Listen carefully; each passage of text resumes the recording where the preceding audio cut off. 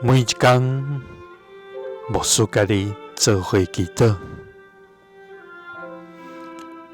今仔日是1月19。腓立比書3章20節安尼講：毋過，咱是天頂的光明，熱切的聽候對遐來的救世主，就是主耶穌基督。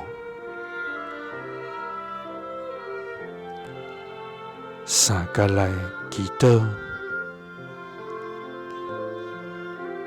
互阮這做天頂的光明，愛阮熱切聽候主耶穌基督的天父。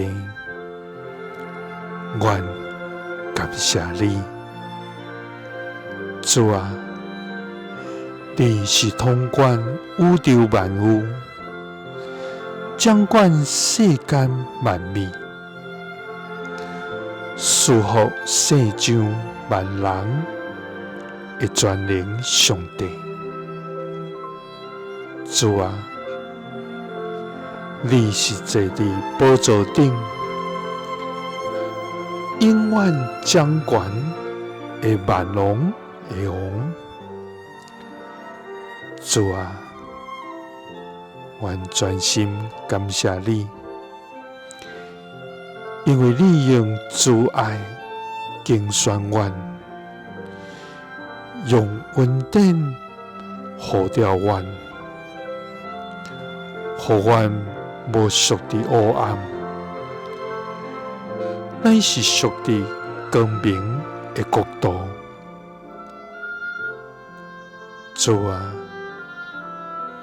當阮聽候你閣來的日，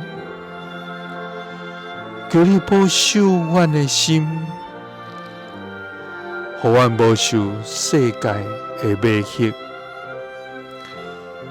也無因為環境的艱難來失去盼望。主啊！求你加持阮，用屬天的眼光來看今世，用忠心甲順服來回應你的呼召。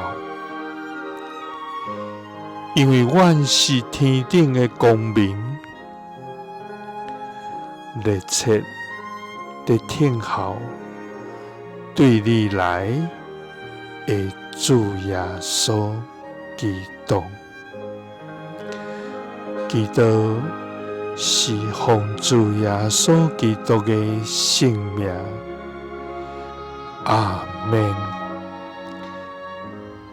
耶穌聽你，賜你平安。